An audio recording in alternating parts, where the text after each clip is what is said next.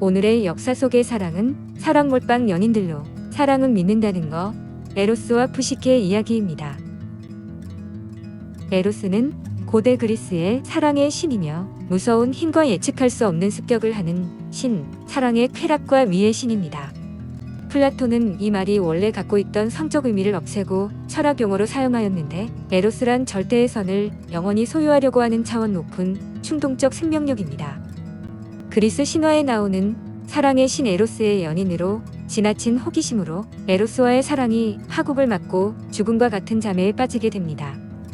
그러나 에로스가 제우스에게 빌어 잠에서 깨어나고 불멸의 여신이 되었는데, 푸시케는 영혼, 심리, 정신 등을 뜻하는 단어로도 쓰이며 영어로는 사이키입니다. 옛날 어느 나라에 공주가 셋 있었는데 첫째와 둘째도 아름답기는 했지만 막내 푸시케와는 비교도 되지 않았습니다. 막내가 어찌나 아름다웠던지 사람들은 아프로디테에게 제사 드리는 것도 있고 푸시케만 칭송했습니다. 거기에 푸시케의 어머니가 다음과 같은 엄청난 망언을 하고 맙니다. 아무리 아프로디테가 아름다워도 우리 딸 푸시케에 비할까? 이에 화가 난 아프로디테는 아들인 에로스에게 푸시케에게 사랑의 화살을 한 대 쏘아 사랑에 빠지게 하되 아주 추악한 인간을 사랑하게 만들어라고 명령을 합니다. 에로스는 단물과 쓴물을 담아 화살통에 매달고 푸시케의 방으로 가서 쓴물 두어 방울을 푸시케의 입술에 떨어뜨렸습니다.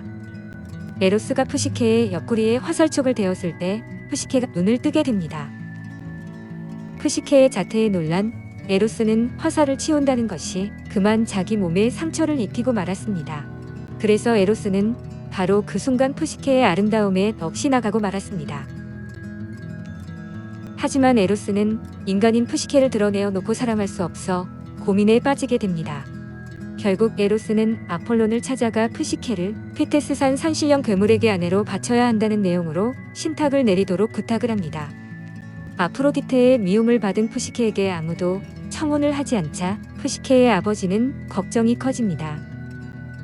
그는 아폴론에게 신탁을 청하는데 계획대로 아폴론은 산에 신부옷을 입혀 데려다 놓으라는 신탁을 줍니다. 딸을 괴물과 혼인시키는 것은 장례를 치르는 것과 다를 바 없어 푸시케가 산으로 떠나는 날 온 나라는 눈물바다가 되었습니다.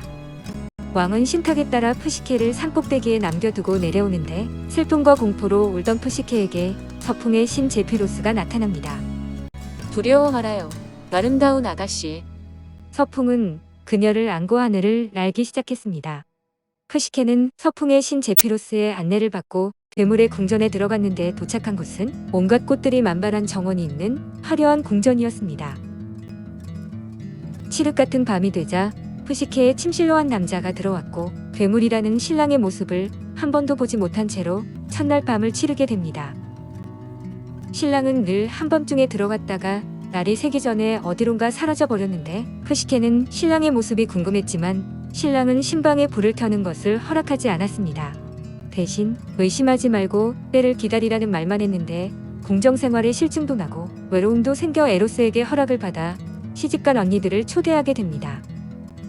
언니들은 동생의 화려한 생활에 질투를 느껴 남편은 언젠가 푸시케를 잡아먹을 괴물이라는 말을 남기고 떠나게 됩니다. 궁금증을 이길 수 없었던 푸시케는 어느 날 한밤중에 드디어 남편을 확인하려고 등을 켜고 잠자는 신랑의 모습을 훔쳐보았습니다.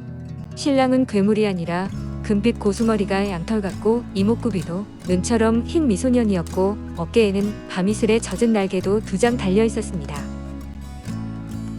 바로 에로스였는데 푸시케는 신랑의 아름다움에 넋을 놓다 뜨거운 기름 한 방울을 그의 어깨에 떨어뜨리고 말았습니다. 깨어난 에로스는 푸시케를 꾸짖었습니다.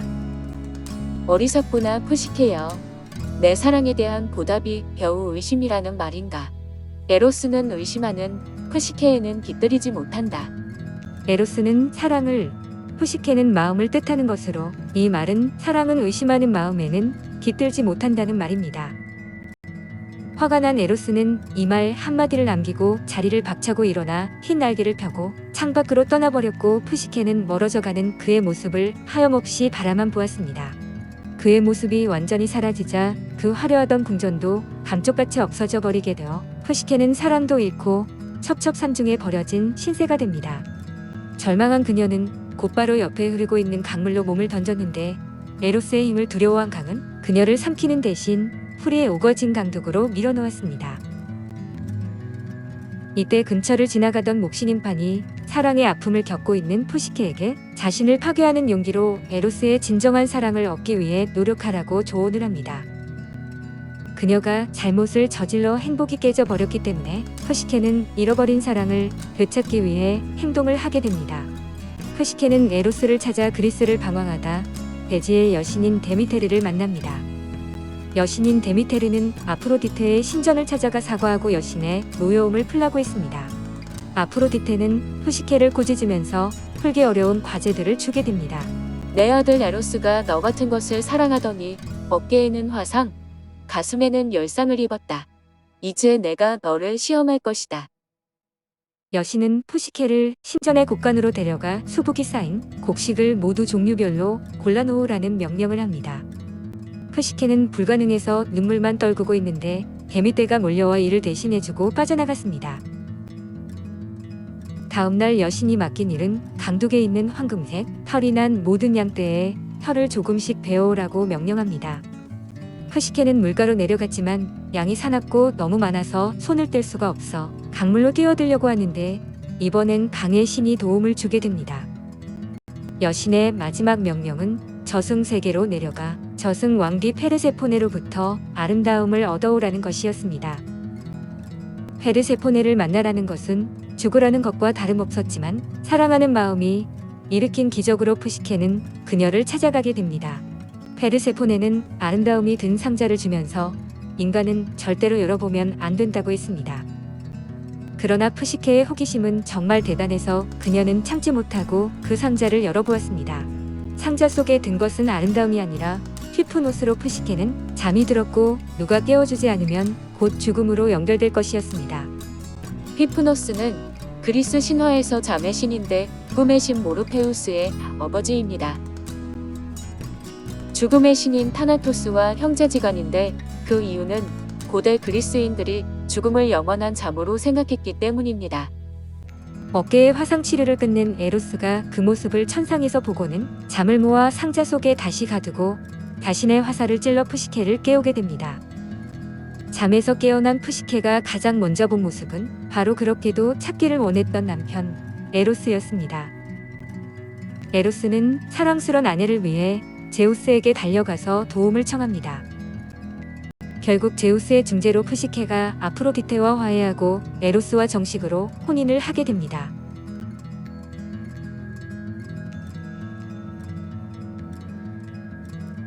믿음이 모자라면 후회다. 믿음이 넘치면 맹신이. 다시 만난 이들 사이에서 딸이 태어나는데 이 딸의 이름은 볼룩타스입니다.